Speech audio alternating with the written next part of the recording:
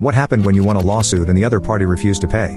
My family and I moved into a complete mess that the landlord assured us would be clean and ready to move into on the day our lease began. It was not. The carpets were filthy and we had to shampoo them all, twice, just so that we could walk around in stocking feet. The stove and refrigerator were a fright, and old. The refrigerator tanked out about a week in. We bought a new one. The girl who moved out before we rented the place put all of her garbage into the garage, in our half. She also left around 16,463 old pizza boxes in our half of the basement. We needed 6 or 8 cans of scrubbing bubbles and scrubbies in the bathroom. We didn't charge for the rug doctor rental.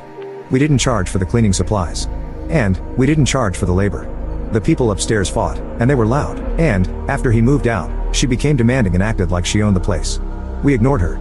After she moved, they moved in a certifiable lunatic. An actual victim of budget cuts in the psychiatric center. And, life got interesting.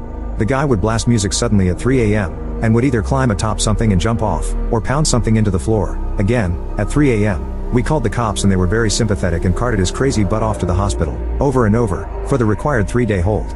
The landlord cared not a whit. So, when the budget cut victim acted up, I called them. When he hung up, I called back. This, after we had the police inform them what was going on. The guy started getting threatening. He was fine when he took his meds, but there was no one to make sure he did, and he didn't like to. Oh dear. So, we told the landlords that we were going to move if they didn't do something, and eventually found a new place, and moved. The landlords didn't want to refund our security deposit, and made up a list of reasons. Dirty grout in the bathroom. Trash in the garage. Trash in the basement.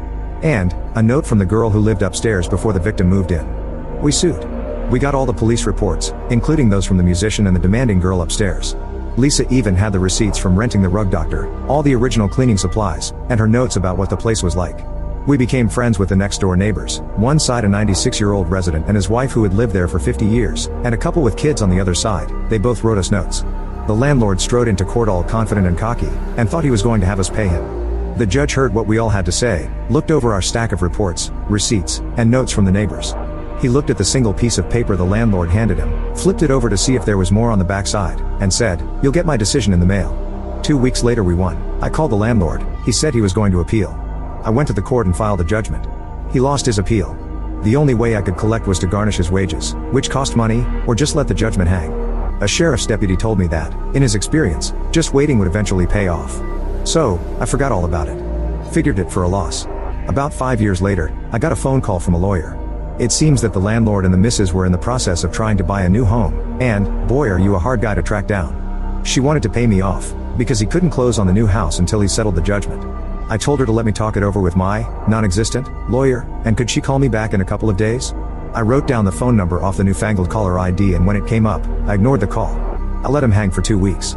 When I called the lawyer back I asked why she hadn't called. Then I told her that there was a little matter of interest and my trouble was that she made an offer. I said, no. He paid triple.